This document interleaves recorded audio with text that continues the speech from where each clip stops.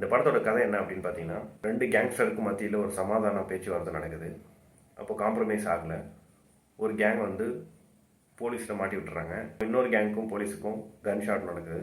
இதில் ஒரு அப்பாவி குடும்பம் வந்து குடும்பத்தோட தலைவர் கொல்லப்படுறாரு. அவரோட குழந்தை ஒரு பையன் ஒரு பொண்ணு இருக்காங்க. ஒரு பையனை எடுத்து வளர்க்குறாரு. என்னோட தங்கச்சியை விட்டுட்டு வந்துட்டோன்னு சொல்லி அந்த பையன் சொல்கிறான். உன்னை கொண்டு போய் சேர்த்துருவேன் அப்படின்னு அவர் ஒரு வார்த்தை கொடுக்குறாரு. அந்த வார்த்தைக்கு நடுவில் அந்த பையனும் பெருசாக வளர்ந்துடுறான்.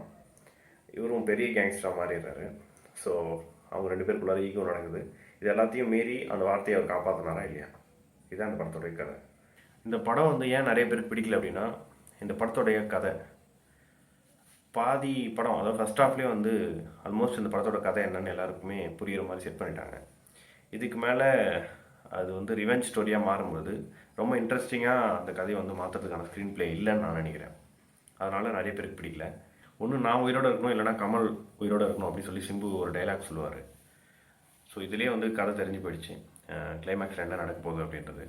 ஐஸ்வர்யா லட்சுமியோட கதாபாத்திரம் காமிக்கும் போது தெரியுது இவங்க தான் அவங்களுடைய சிம்புவோட தங்கச்சின்னு. இவங்க தான் வந்து கடைசியில் சேர்த்து வைக்க போகிறாரு அப்படின்றது தெரிஞ்சு போயிடுச்சு.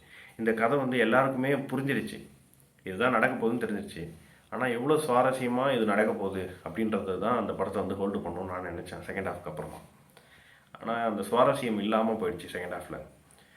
ஃபஸ்ட் ஹாஃப் வரைக்குமே அந்த செட்பேக் இருக்கு இல்லையா, செட்டிங் வந்து கரெக்டாக பண்ணாங்க. அதுக்கு மேலே ஒரு தொய்வு நிலை இருந்தது. அதனால் படம் வந்து பாதி பேர் வந்து ஃபோன் வந்து எடுத்து யூஸ் பண்ணிட்டு இருந்தாங்க. அது தக் லைஃபோட கோர் ஐடியா என்னென்னா ரொம்ப இன்ட்ரெஸ்டிங்காக இருந்தது இந்த ஒரு பாயிண்ட்டு. அதாவது கேங்ஸ்டருக்கு வந்து அவங்க குடும்பத்துக்குள்ளார இருக்க உறுப்பினர்கள் ரொம்ப முக்கியம். அதாவது அவங்களோட ரத்த உறவுகளுக்காக தான் அந்த கேங்ஸ்டர் சாம்ராஜ்யத்தையே அடுத்த தலைமுறைக்கு எடுத்துகிட்டு போயிட்டே இருக்காங்க. பிஸ்னஸ் டெவலப் பண்ணுறாங்க.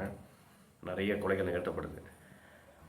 இப்போ ஒரு கேங்ஸ்டர் வந்து இந்த மாதிரி இருக்காங்கன்னா, இன்னொரு கேங்ஸ்டரும் அதே உணர்வில் தான் இருக்காங்க. அண்ணன் தம்பி பாசம் ரத்த உறவுகளை பார்க்குறாங்க. 2 கேங்ஸ்டரும் சண்டையாக மோதிக்கும் பொழுது, அதாவது வார் நடக்கும் பொழுது நடுவில் அப்பாவி பொதுமக்கள் வந்து பாதிக்கப்படுறாங்க. அது வந்து அவங்களுக்கு ஒரு பெரிய விஷயமா தெரியாது. ஆனால் அந்த பொதுமக்கள்லேருந்து ஒருத்தவனை தன்னோட குடும்பமாக நினைக்கும் பொழுது, அவங்க ரத்த உறவாக மாற்றிக்கும் பொழுது, அந்த எண்ணத்தை வந்து ஏற்படுத்திக்கும் பொழுது அப்போ வந்து வலிக்குது. அப்போ வந்து ரத்த உறவாக நினைக்கும் பொழுது, உங்கள் குடும்பத்தில் ஒரு ஆளாக நினைக்கும் பொழுது உங்களுக்கு அது வலிக்குதில்ல. அப்போ பப்ளிக்காக இருக்கும் பொழுது வந்து ஏன் உங்களுக்கு அந்த உணர்வு ஏற்படலைன்ற மாதிரி ஒரு கேள்வி எழுப்புது இந்த படம். இந்த ஐடியா வந்து ரொம்ப இன்ட்ரெஸ்டிங்காக இருந்தது. இப்போ ரியல் லைஃப்லேயே வந்து ஒரு கேங்க்கும் இன்னொரு கேங்க்கும் சண்டை அப்படின்னு சொல்லி நிறைய இடங்களில் நம்ம பார்க்குறோம். அப்போ பொதுமக்களை வந்து ஏதாவது ஒரு கேங் வந்து சுட்டு கொண்டுடுவாங்க. அதாவது தற்செயலாக கூட நடக்கலாம். ஆனால் அந்த பொதுமக்களில் இருக்கிற நபர் வந்து உங்கள் குடும்பத்தில் ஒருத்தராக இருந்தால் உங்களுக்கு வலிக்குது இல்லை, அப்போது அவங்களுக்குன்னு ஒரு குடும்பம் இருக்குல்ல அப்படின்றத அந்த படம் வந்து சுட்டி காட்டுது.